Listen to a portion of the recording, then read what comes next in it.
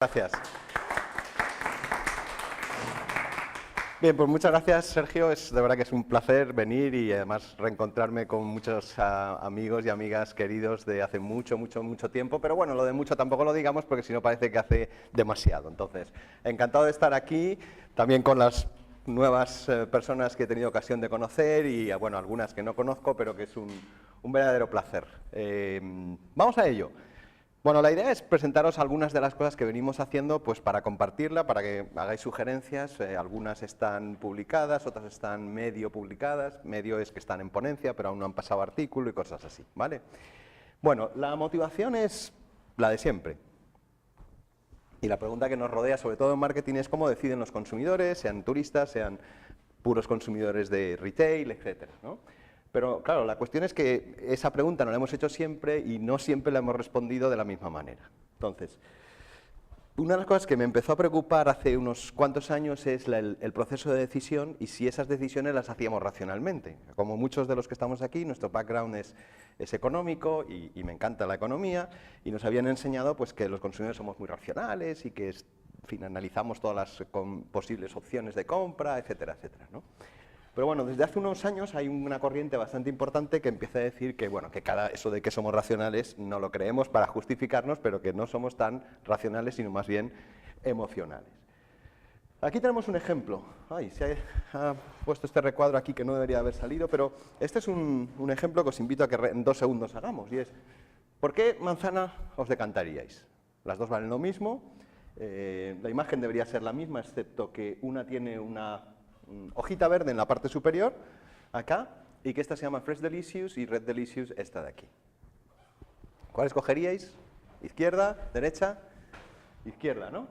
Bien, pues efectivamente yo hice un pequeño pretest de esto y 2/3 más o menos se decantan por la izquierda, ¿vale? Y dije, bueno, pues ahora vamos a hacer lo mismo, pero sale mal la imagen.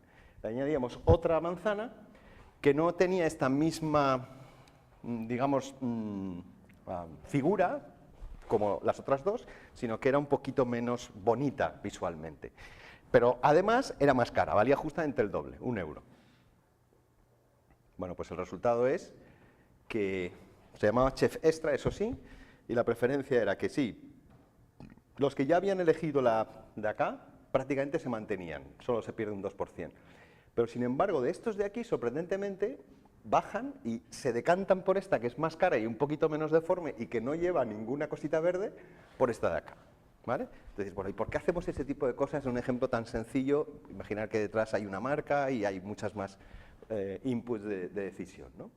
Bueno, pues el ejemplo lo he tomado básicamente de un estudio que hizo Dan Ariely, que es mucho más sofisticado y que sometía nada menos que a ejecutivos de empresa acerca de una suscripción a The Economist en base a un anuncio real de The Economist y que quizá algunos le hayáis visto y que mostraba las distintas opciones, comprar solo la revista online, comprarla online y en papel y solo en papel. Y se daba cuenta de que las opciones de decisión de los managers, digamos, la gente que nosotros preparamos en las facultades, pues era un poquito irracional. No porque nosotros los fallamos de forma mal, pero no tomaban decisiones irracionales. Bien, en esa línea de conocer el comportamiento, aunque se ha cargado mal la imagen, no está ensombrecida en la realidad, esto procede de una campaña, que luego veremos algún anuncio más, que hizo España hace años, que era Spain Marks, y que, bueno, pues como casi todas las campañas, tiendes a preguntar a los destinatarios de si, por ejemplo, han visto este anuncio, ¿vale? Y bueno, puede ser que lo hayas visto, puede ser que no lo recuerdes, puede ser que no quieras decir que lo hayas visto, y menos aún que quieras decir que has visto de este anuncio, ¿eh? Afortunadamente, tal y como está tapado, aquí no afecta, pero luego cuando veamos el que, espero que se haya cargado bien el completo, veréis como a lo mejor pues algunas personas no estaríamos dispuestos a decir, pues sí, me he fijado, está grabando, me he fijado en una de las determinadas partes de este anuncio, ¿vale? Bien, entonces, ¿cómo explicar este tipo de comportamientos? Es un poco la base de las cosas que vamos a ver hoy. Y básicamente, yo creo que el esquema sigue siendo el mismo, partimos de una serie de datos, aunque hoy también de información, sobre todo en marketing tendemos mucho a tener datos Y entenderme por datos no solo las ventas, etcétera, sino los códigos que le asignamos a las preguntas o las escalas y cosas por el estilo, es decir, números, porque eso es fácil de analizar con SPS o con cualquier SPSS o cualquier programa, a tratar la información, a analizarla y a tomar decisiones. Pero tal vez hoy tenemos que subir un poquito algunos de los peldaños, nos quedarán todavía muchos, para vislumbrar más en el horizonte qué otras cosas se pueden hacer, además de las que venimos haciendo, que hay que seguir haciéndolas y que está fenomenal el seguir utilizándolas. Bueno, esa era una imagen de un cerebro y me preguntaba si conocemos a ese cerebro que decide en sus decisiones. Bien, pues en esa manera nueva de enfocarlo hay para mí dos grandes corrientes que son enfoques contrapuestos, aunque pueden ser complementarios, pero que abordan dos visiones diferentes de la situación. La primera es data mining, que es una palabra bastante conocida, y la segunda es micromining, o a mí me gusta llamarla micromining, porque básicamente detrás de la primera hay grandes datos o informaciones, todo lo que venga del mundo digital o incluso fuera del digital, pero sobre todo hoy es importante por la irrupción digital y que lleva pues a tener nuevos enfoques. Hola, ¿qué tal? Y a tener herramientas pues que hace unos años, bueno, pues ya estaban, no es que sean extraordinariamente nuevas, pero sí que es verdad que a lo mejor no teníamos suficiente caudal de datos para aplicar ese tipo de técnicas, ¿vale? Entonces, lo de arriba es lo masivo y lo de abajo es lo preciso, ¿vale? Es justo el enfoque radicalmente diferente. Aquí generalmente se parte de muchos datos, los informáticos ahí nos dan mucha ayuda porque nos facilitan la labor de capturar datos y aquí es justo lo contrario, voy a ir a microprecisión, voy a ir a ver cosas muy de detalle. Entonces, lo ideal, que ambos enfoques lo pudiéramos combinar, no siempre lo vamos a hacer, ¿vale? Bueno, pues eso es básicamente lo que voy a tratar de compartir a través de sobre todo dos estudios y uno que muy rápidamente os voy a mostrar ahora al inicio. A mí todo esto me vino a una serie de reflexiones que sí que creo que más allá de la investigación debemos de tener en la cabeza, y es que la universidad me encargó que este año hiciera la lección inaugural de curso y como supongo que algunos habéis estado en este tipo de eventos que son como tremendamente divertidos, para que lo recoja bien la cámara, dije, bueno, aquí no puedo contar algo especializado porque no me va a seguir nadie, porque la audiencia nunca es de marketing, salvo los amigos y compañeros que son los únicos que saben mucho más que tú. Pero tampoco puedo caer, digamos, en la banalidad de contar que somos las 4 Ps, porque van a decir, claro, pues si esto es lo único que saben hacer es vender y hablar de las 4 Ps, que es lo que ya todo el mundo sabe desde la secundaria. Entonces empecé a hacer una reflexión de si en el avance de investigación debíamos ir acompañados o solos. Y la pregunta es, ¿qué tal, Edu? Hola. La pregunta de si solos o con nuevos actores es porque, a modo de ejemplo, en estos mundos es verdad que nuestro background básico no está preparado para él. Bueno, pues en el mundo online sí, somos usuarios, pero no tenemos una formación informática, por ejemplo. Algunos sí, de los de la sala, pero la inmensa mayoría no sabemos más que pues, tener a lo mejor la cuenta de Facebook y a lo mejor equivocarnos solo una de cada 2 veces. Pero no sabemos lo que hay detrás, no sabemos todas las partes informáticas de la información. Cuando llegamos al mundo Big Data, ahí nos encontramos con que los matemáticos saben muchísimo y nosotros tenemos una información y formación limitadas. Y finalmente, en este mundo, pues claro, de marketing a lo mejor algo sabemos, pero de neuro seguramente poco, porque nuestro background nunca ha sido por aquí. Bueno, pues eso motivó que este discurso de si la nueva investigación se debe hacer en colaboración o digamos, más individualmente desde el punto de vista de marketing, fuera un poco el contenido que impartí en esa lección inaugural y que os podéis bajar si alguno tiene interés en ese link que hay ahí, que se llama Fronteras de la investigación en marketing hacia la unión disciplinaria. Porque mi tesis es que para los nuevos retos que hay hoy seguramente no podemos ir solos, entendiendo solos como marketing, ¿vale? Pero también dejaba entrever otra cosa, y es que los expertos en matemática, en neurociencias o en el mundo digital tampoco pueden ir solos, porque si no se encuentran con masas increíbles de información, de datos o de análisis cerebral, pero que no son capaces de traducir en un lenguaje de consumo, en un lenguaje de empresa o en un lenguaje de toma de decisiones, ¿vale? Pues eso es un poco la filosofía que en los últimos años estoy entrando. Bueno, pues flashes de cada una de estas dos grandes áreas, digital y neuro. Bueno, digital es explorar, ¿eh? Si los que no somos informáticos nos preguntan por lo que hay detrás de cada cosa que aparece en informática, no tenemos ni idea, ¿vale? Pero en términos muy simples, al final casi todo, hasta una imagen, es un código 0,1, ¿no? ¿Hasta ahí lo he dicho bien más o menos? Es que es lo único que sé. Es un código 0,1, ¿vale? Fijaros, hasta una imagen. Entonces, las imágenes, además de los números, también las podemos analizar. Todavía los software no son del todo precisos, pero puede tardar poquito. Ya hay reconocimiento de igualación de imágenes, de que si yo busco, igual que buscamos en el Google de turno, le decimos patata y nos busca todas las patatas, y nos busca imágenes de patatas, imaginar que le ponemos una imagen y que le decimos, búscame esta imagen, ¿dónde está? Eso sí, hoy ya es posible, y el paso que se está ya dando es cómo descomponer las imágenes y hacer un tratamiento de imágenes, ¿vale?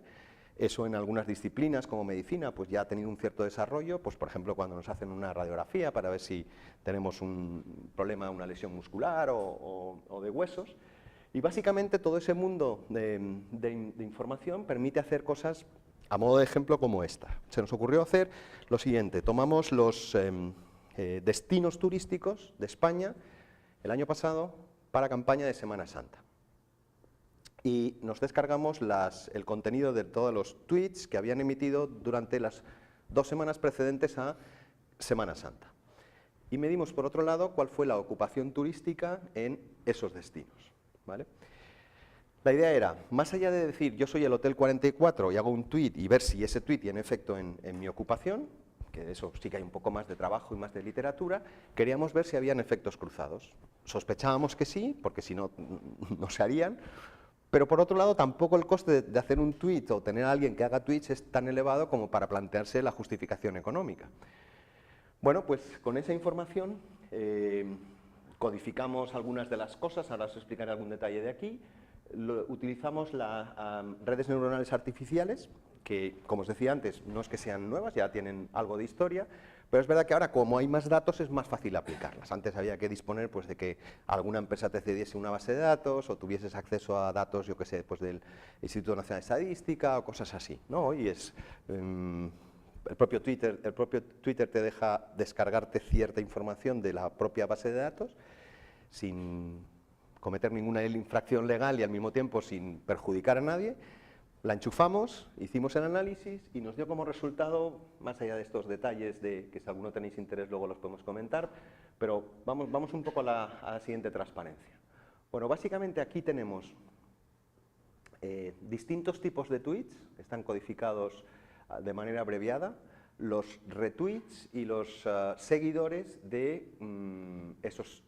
Inicialmente fueron 22 destinos, finalmente lo dejamos en 5, que cubrían, digamos, los distintos escenarios. Teníamos norte, teníamos sur, teníamos este, teníamos oeste, y teníamos urbano y teníamos costa.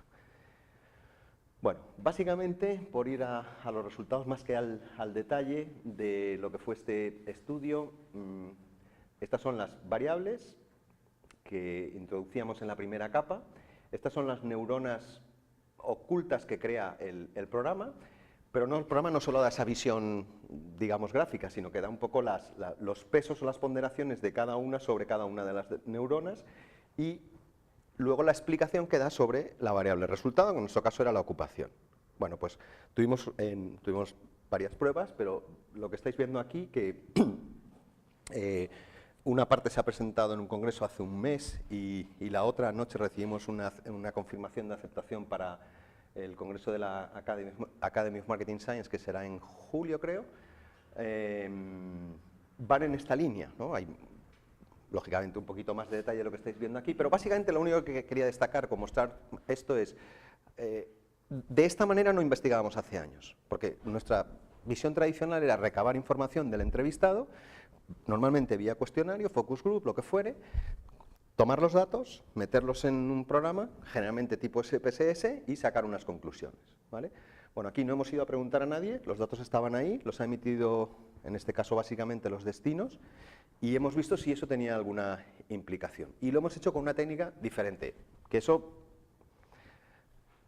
motiva, que cuidar más el lenguaje para que todo sea políticamente correcto. Motiva pues a decir, pues me encanta el SPSS, quiero seguir usando el SPSS, pero de vez en cuando vamos a tomarnos algo diferente a lo que habitualmente tomamos cuando hacemos investigación. Bien, pues vamos a entrar en la segunda parte, que es donde voy a ir un poco más con detalle. Y es interesante el colaborar con grupos de otros ámbitos. Yo no soy experto en neurociencia ni de lejos, pero bueno, pues colaboro con un grupo de investigación y poco a poco vas entendiendo y aprendiendo algunas cosas. Esto de la neurociencia o técnicas neurocientíficas en la empresa o en el marketing, etcétera, es un campo enorme. Hay mucha divulgación, pero es un campo de gran profundidad y sobre todo de gran complejidad. Solamente por dar algunos detalles, tenemos algo así como 100.000 millones de neuronas, ¿vale? Y si recordáis algo de lo que estudiamos, o por lo menos estaba en los libros cuando estábamos en clase en la secundaria, pues hay una serie de reacciones químicas y de reacciones eléctricas en nuestro cerebro que hacen que se conecten a través de unos mecanismos llamados neurotransmisores las cargas eléctricas que transmiten información. Algo tan simple como que si yo me quemo el dedo, pues hay una serie de estímulos que llegan a mi cerebro a velocidad de vértigo y le dicen, quita el dedo, tonto, que te estás quemando. ¿Vale? Eso además es aprendido. Es decir, la segunda vez quito antes el dedo, la tercera vez más rápido y la cuarta, generalmente, en la mayor parte de los casos, no pones el dedo.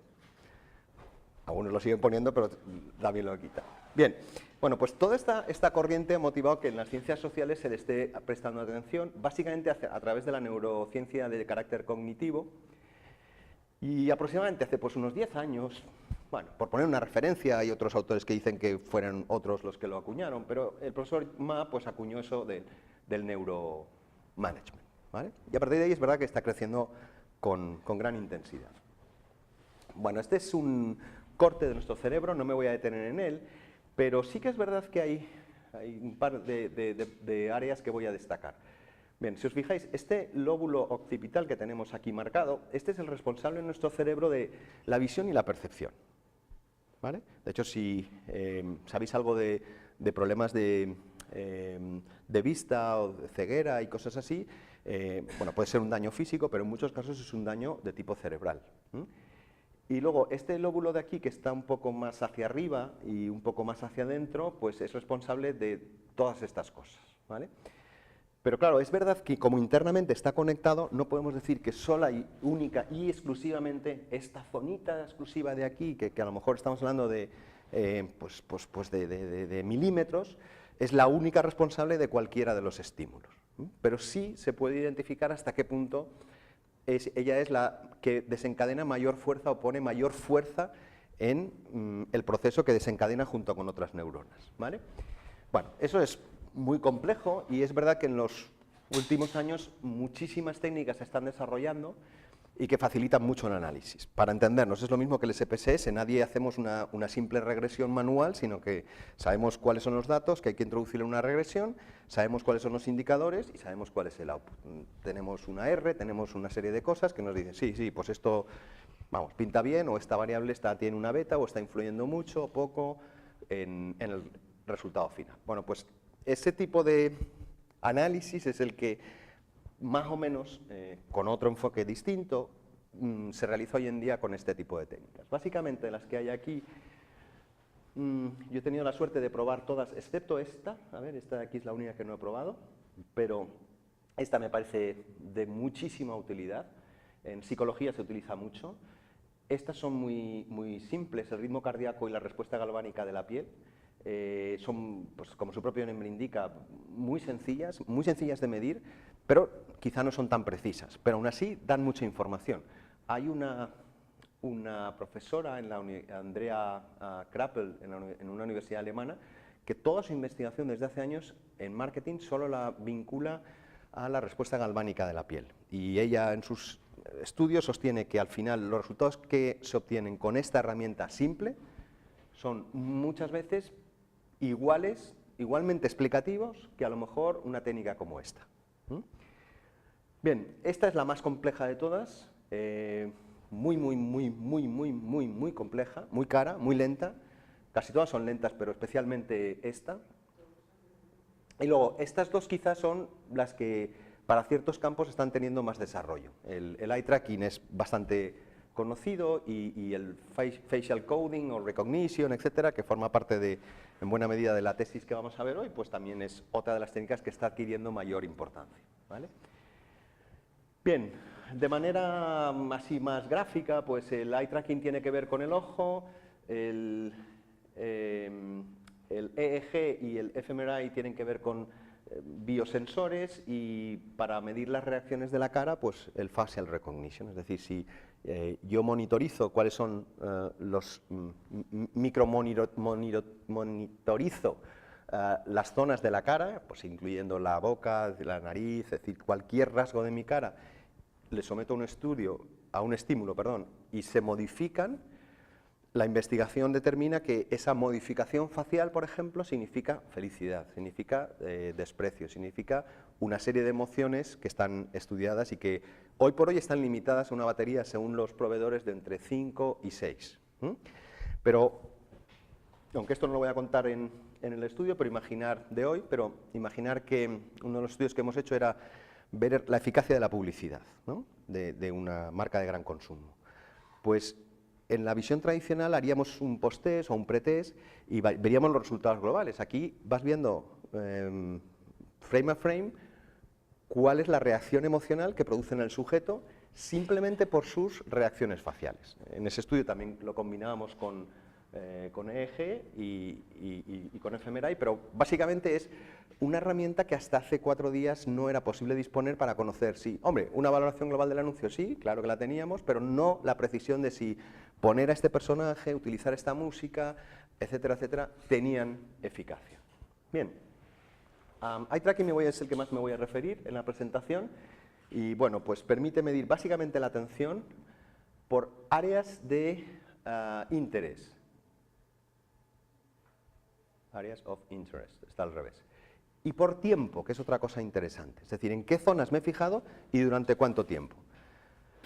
Permite conocer los recorridos, permite medir el engagement y es, por supuesto, muy útil para el diseño creativo. Además, en los últimos años empiezan a aparecer gafas que ya son transportables, no necesitas estar pegado al ordenador para estar haciendo un experimento. Y eso, por ejemplo, para turismo es brutal. Bueno, uno de los desencadenantes que ha hecho despertar todavía más el interés fue este número, que es en el año, este 2015 pasado, en el agosto salió en el Journal of Marketing Research este número monográfico sobre neurociencia en marketing, ¿vale? Bueno, pues yo creo que es artículos sí que han aparecido de neuro o de eye tracking o de face, etcétera, no muchos, pero algunos de manera esporádica, pero que una revista top como es Journal of Marketing Research haya hecho un número monográfico y que haya concitado a unos cuantos artículos, algunos de ellos realmente espectaculares desde el punto de vista metodológico, yo creo que va a marcar un antes y un después en el interés en la neurociencia o neurociencia en marketing o neuromarketing. Bien, entonces, yo creo que en esto estamos en la infancia, yo por lo menos siento que estoy todavía en la infancia, pero vamos a ver dos aplicaciones. La primera es sobre publicidad, basándonos en eye tracking, y la segunda es en punto de venta, utilizando realidad virtual y una herramienta que le llamamos HBT, que es un nombre casi acuñado del laboratorio con el cual trabajo.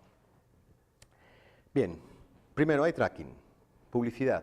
El objetivo, muy simple, estudiar con métodos más precisos la eficacia de una campaña de comunicación.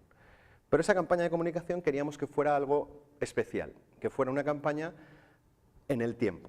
Es decir, que el anuncio se repitiera varias veces. Muchas veces cuando se estudia en comunicación una campaña, se mide el efecto un pretest, se mide pues, antes de ser emitido, a lo mejor un seguimiento pues, a las 24 horas o incluso a lo largo de las primeras emisiones, pero nosotros queríamos hacerlo eso con estas herramientas y con mínimas variaciones en el anuncio. Bueno, eso nos lo daba eye tracking y por eso nos lanzamos frente a los métodos de reporte propio a utilizarlo.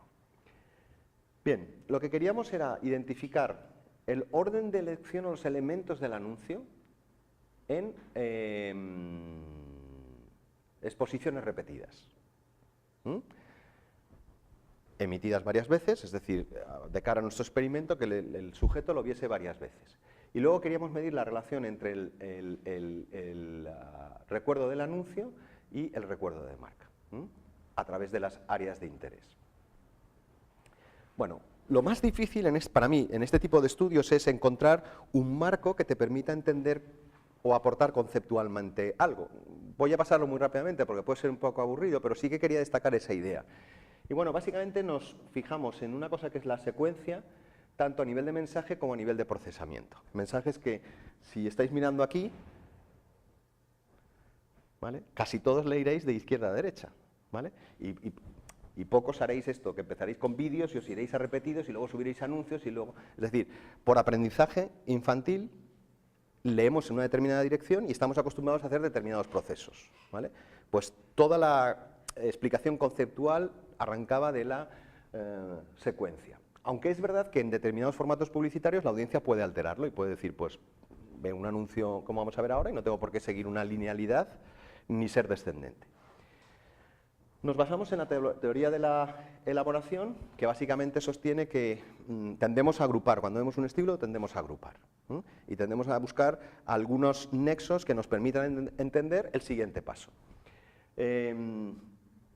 Bueno, un poquito más desarrollado nos llevó a proponer que, como hipótesis, que la atención visual de anuncios sigue una secuencia de visualización uniforme. O dicho de otra manera, que generalmente los anuncios tendemos a verlos con un determinado patrón. Ese patrón se ve afectado por el tamaño de los elementos del anuncio, ¿vale? Cosa que es bastante obvia, pero que en el caso de una técnica como eye tracking podíamos tener precisión para medirlo. Bien, en segundo lugar, cuando vemos repetidamente una cosa, tendemos a inhibirnos mentalmente. Es lo que llamamos zapping con el mando, pero mentalmente hacemos lo mismo. Si yo esto ya lo he visto y además casi puedo no estar interesado, ¿para qué voy a volver a procesarlo? Por tanto, mi nivel de atención decrece. Bueno, fruto de esta parte de la revisión proponíamos esta hipótesis que básicamente dice que la exposición a anuncios repetidos con cambios menores, la atención es más baja hacia esa parte, porque ya la hemos visto y en nuestro cerebro no quiere volver a mirar, ¿vale?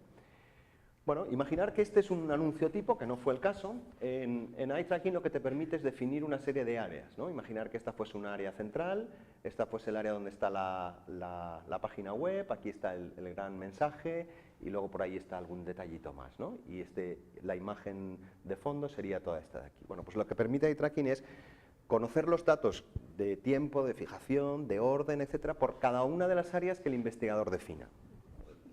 Esto lo podíamos haber partido en dos, haber hecho solo para los cerebritos, solo para esta silla, para esta, etcétera. Pero a título de ejemplo simple, esto sería lo que nos permite hacer eye tracking. Bien, por literatura un poco más precisa ya de publicidad, sabíamos que las variaciones en el copy mejoraban el recuerdo del anuncio. Por tanto, si variábamos algo dentro de la misma campaña, supuestamente debería mejorar el recuerdo. Y también, de alguna manera, la teoría de red asociativa y la teoría de economía de la información nos mostraban que hay un cierto efecto de contagio en cuanto a los inputs de información. Bueno, eso nos llevó a decir que, independiente de la mayor rapidez en la atención a los elementos específicos del anuncio, en las exposiciones repetidas, el recuerdo de marca aumenta. O dicho de otra manera, es bueno hacer varias veces el anuncio, ¿vale? Porque el recuerdo de marca, no de anuncio, sino el de marca, aumenta con la exposición. Y el recuerdo del anuncio también aumentaba con la exposición, aunque eran anuncios diferentes, ligeramente diferentes, ¿vale? Bueno, pues básicamente el estudio el estudio se hizo con 6 anuncios de 4 destinos, de España, de México, de West Virginia y de Washington, D.C., y los de Spain Marks eran los que tenían pequeñas variaciones en la imagen principal y en el texto. La muestra era de 49 estudiantes de posgrado, o sea, micro mining, o sea, a detalle, y se hizo en esta universidad en la que estuve de visitante, con estos 2 trackings, y esto es básicamente lo que medimos.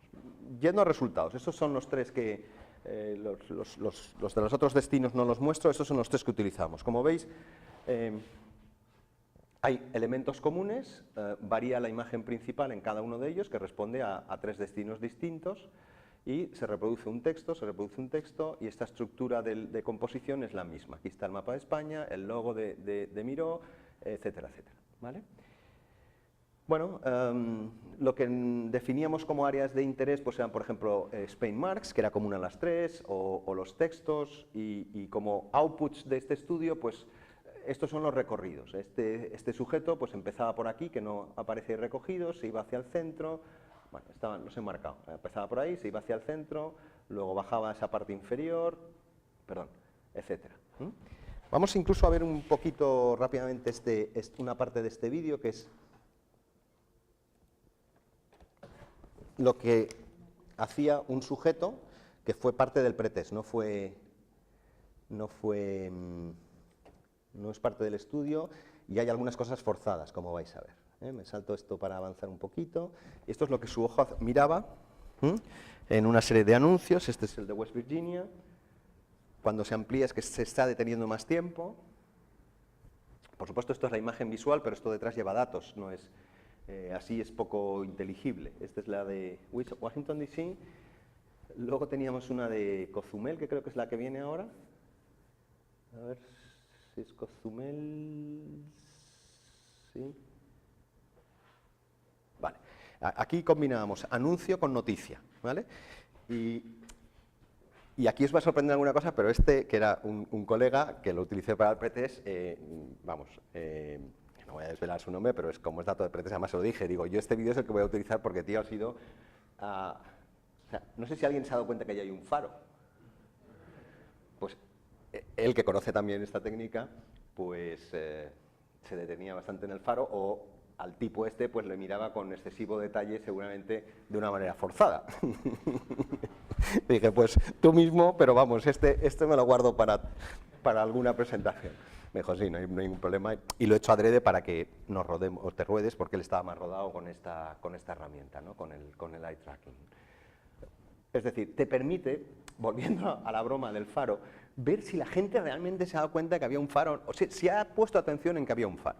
Quien dice un faro dice la página web, o dice mi logo, o dice este texto de aquí, ¿vale? Bien, avanzo porque, bueno, el vídeo tenía otras partes, esta es la parte de Spain Marks, y luego había pues una parte de emails, otra parte de webs, que no vamos a ver ahora esto sería pues cómo se mira una página web, ¿vale? Bueno, pues básicamente los resultados. Algunos, para no entrar en excesivos detalles, pues sí, sí que hay una especie de patrón común de visualización de los distintos elementos, en caso de variación. Lo segundo es que, recordar, cuando ya habíamos visto una cosa, en la siguiente vez que lo veíamos decrecía nuestra atención. Se confirma, ¿vale? Veis cómo van bajando casi todos los elementos, la imagen principal, el claim, el texto, la imagen mediana, la página web y el logo. La única que ligeramente aumenta en uno de ellos es esta de aquí, la imagen principal. Porque claro, es que es la parte que variaba.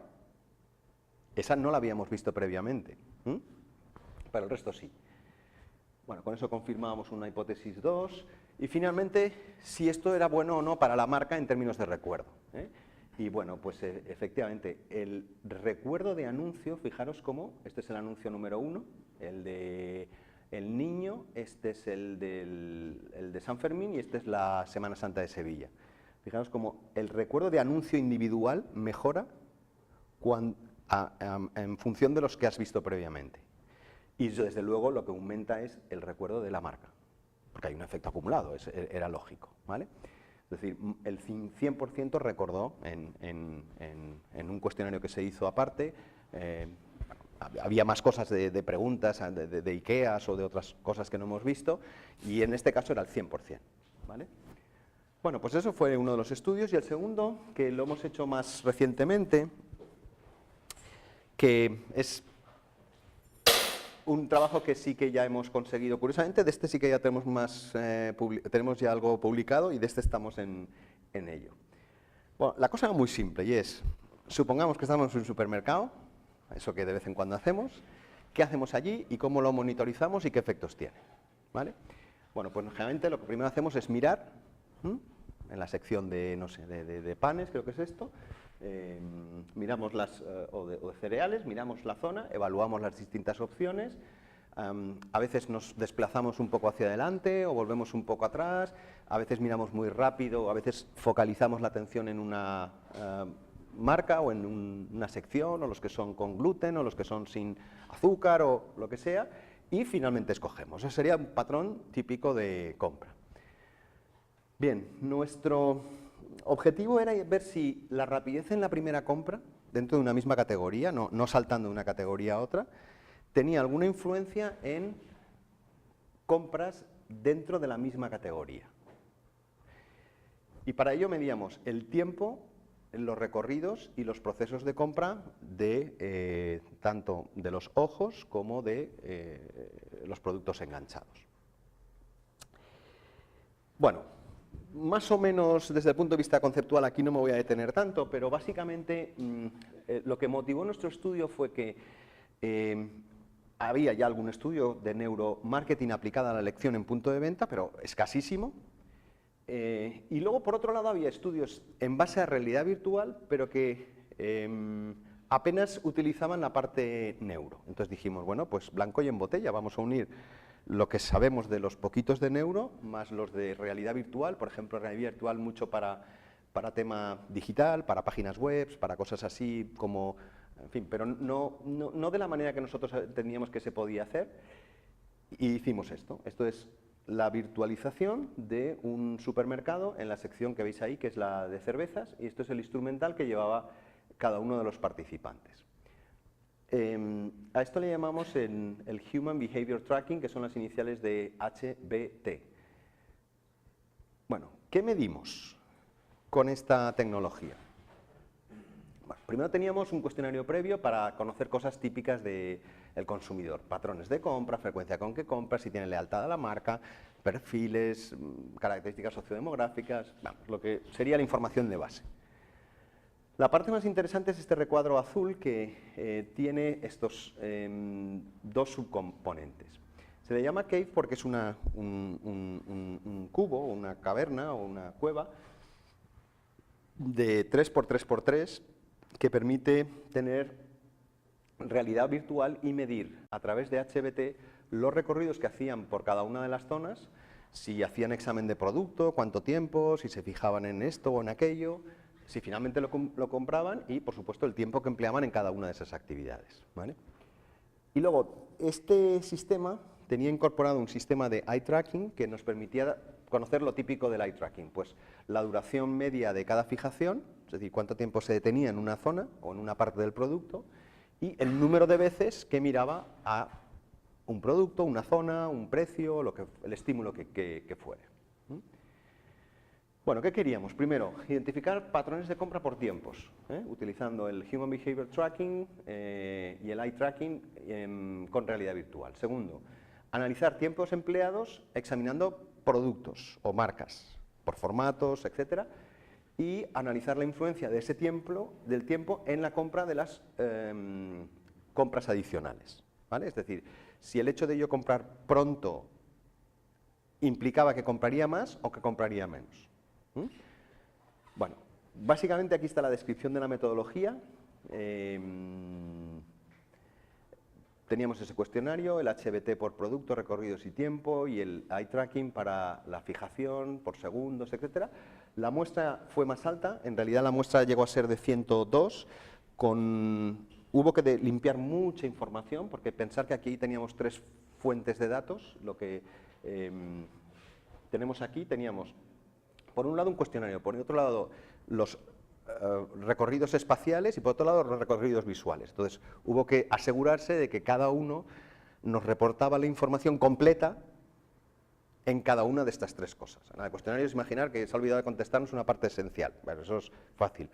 Pero aquí, si en los primeros 2 minutos imaginar que había, incluso técnicamente, había funcionado bien la recogida de información, puede ser que a lo mejor pues él o ella no hubiese fijado la atención y las informaciones que nos aparecían de datos fuesen que miraba al suelo, pues porque se le había descolgado un poquito la la cámara, ¿no? Hoy tenemos aproximadamente unos 70 buenos resultados y estamos haciendo otro tipo de datos, pero con esto ya hicimos un primer análisis. Dejadme que rápidamente miremos este vídeo, que creo que da un poquito de mejor idea de lo que suponía esta... Bueno, este era un becario.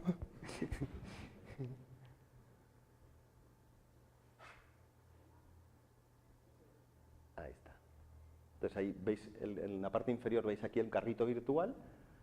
Él examina la Budweiser en este caso, mira a ver no sé, el precio, tal, y al final se la coloca en su carrito. Sigue avanzando. Aquí veis el recorrido del ojo, visual, insisto que esto luego tiene números detrás, pero es lo que sus ojos estaban mirando, y ahí lo veis, los puntos verdes es donde se estaba fijando. Ahora ha cogido la...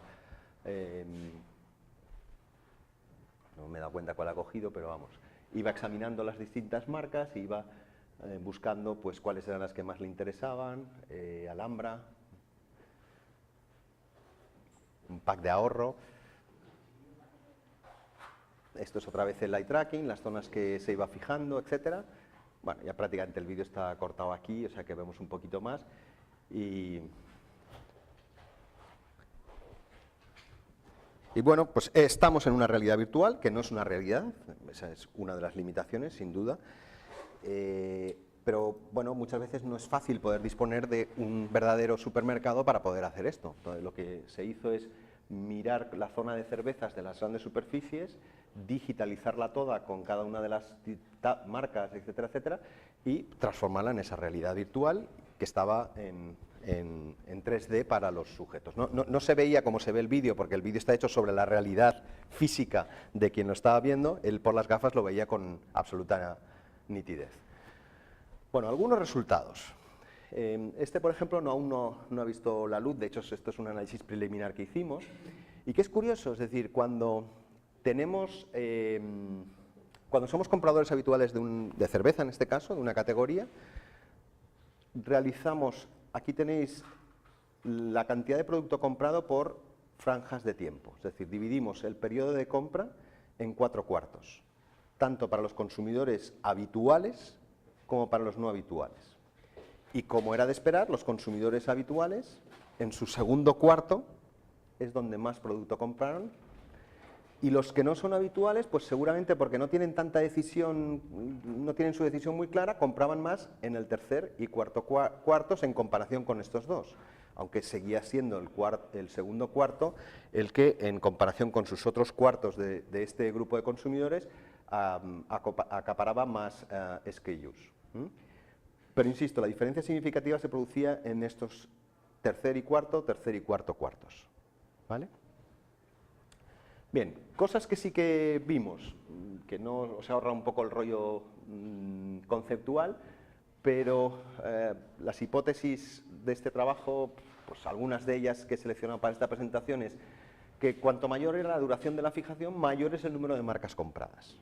Por tanto, ¿eso qué implicaciones tiene? Pues que hay que destacar mucho el producto, cosa que ya sabíamos, no es que hayamos descubierto América, pero sí que lo podíamos ahora decir con algo más que la mera intuición de decir, cuanto más destaque tu producto en el lineal, más gente se va a fijar y por tanto más gente va a comprar. Era obvio, pero con una tecnología como esta te deja...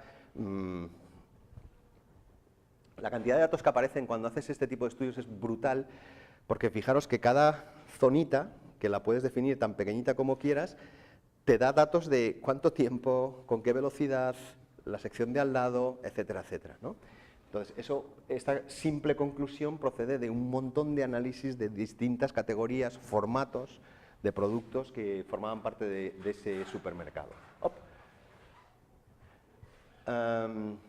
Cuando no se asignaba tiempo específico para las marcas, conduce a menor diversidad de marcas compradas. Es decir, dicho en términos más intuitivos, si alguien fijaba mucho la atención en una marca, ¿vale? Tendía a no fijar atención en las otras. Bueno, también es una cosa hasta cierto punto lógica, o no.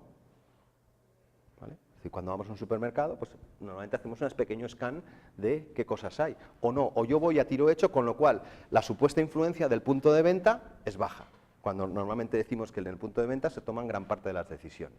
¿Vale? Y luego, finalmente, Esta era un poco más interesante, y es que cuanto menos tiempo se dedica a la primera decisión, o sea, yo entro en el supermercado y estoy en cervezas. Cuanto más rápido compro la primera cerveza, más compro, más tipos de otras cervezas compro. En cambio, si me tomo mucho tiempo para hacer la primera elección, no hago segundas elecciones. ¿Vale? Esa sí que era un poquito más novedosa en cuanto a investigación. Bien,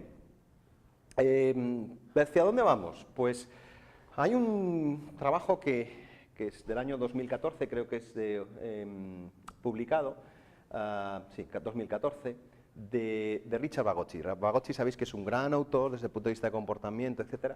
Y fijaros, el título ya nos lo dice casi todo. Es un paradigma emergente que liga la neurociencia con la endocrinología y con la genética en la relación comprador-vendedor. ¿Vale?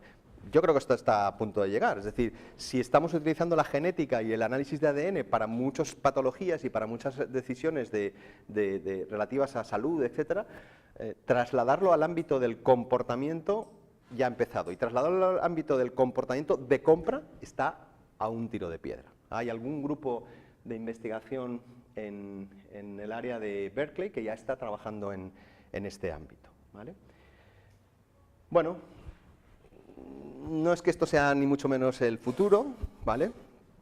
Pero es de esas reflexiones que cuando uno tiene tiempo se hace y dice, bueno, ¿y qué hago? Pues me instalo en mi zona habitual de confort, donde sé muy bien más o menos cómo hay que hacer el cuestionario, cómo preguntar la confianza, cómo preguntar la calidad, cómo preguntar la tal, lo meto, enchufo el modelo de turno y tal y pascual, que luego no siempre es tan fácil y bonito como parece, pero me siento más seguro, confortable, es decir, estoy en mi castillo y allí no me, o sea, cuando estudio un tema que supuestamente conozco, allí nadie me machaca, siempre nos machacan, en las revisiones, o me voy a unas aguas, en este caso movedizas, de una casa futurista con un parking que es una lancha, etcétera, etcétera, donde ¡buah!, la estabilidad, sobre todo si hace viento, es brutal.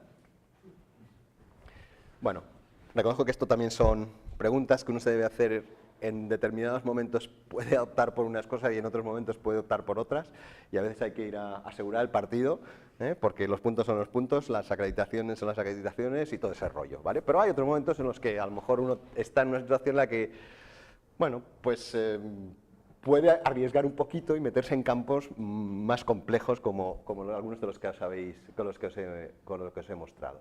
Pero bueno, lo que sí que es cierto es que con independencia de nuestros conforts y nuestros riesgos y nuestras aventuras investigadoras, al final, esto sí, creo que hay dos elementos que marcan un nuevo paradigma. Primero, el tema de las redes sociales. En marketing estamos acostumbrados a preguntar y que nos devuelvan, y hoy los consumidores están diciendo cosas sin nosotros preguntarles. Y eso, desde el punto de vista de riqueza de información, es brutal. Y además hoy tienen grandísimo poder. Ya sería una derivación más marketingiana. Y luego somos muy emocionales en nuestras tomas de decisiones. Dan Ariely, de Duke o Damasio, desde un punto de vista más médico, han sostenido y demostrado esta mayor componente emocional que la racional en nuestras decisiones, incluidas las de compra. Esas son las de Dan Ariely, que os invito a que veáis algunos de sus vídeos o leáis algunos de sus libros. Bueno, pues eso es el resumen. Cada vez somos más emocionales y rara vez somos emocionales, o al revés, somos más emocionales y rara vez somos racionales. Esto no estaba preparado, a la vista está que a veces no razonamos correctamente y que hay herramientas neurocientíficas que sí, que nos ayudan un poco a explorar unos terrenos que hasta ahora no eran posibles de investigar. Muchísimas gracias. Nada. Un placer. Gracias. Gracias.